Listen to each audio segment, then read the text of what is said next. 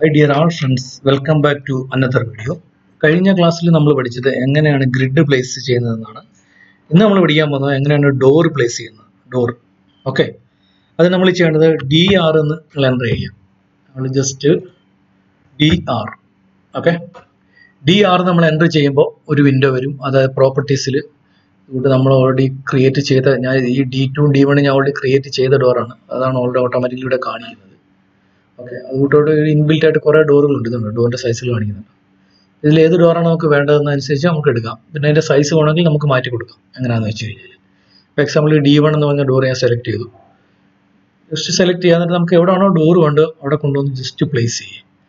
വോളിൻ്റെ ഓരോ സൈഡിൽ നമ്മൾ ഈ നീക്കുന്നതനുസരിച്ച് ഡോർ അപ്പുറത്തോട്ട് ഇപ്പുറത്തോട്ട് നമുക്ക് ഏത് ഡയറക്ഷനിലാണ് വേണ്ടത് നമുക്ക് ഡിസൈഡ് ചെയ്യാവുന്നതാണ്. അവിടെ ജസ്റ്റ് ക്ലിക്ക് ചെയ്യുക, ഇവിടെ ക്ലിക്ക് ചെയ്യുക, ജസ്റ്റ് ക്ലിക്ക് ചെയ്യുക.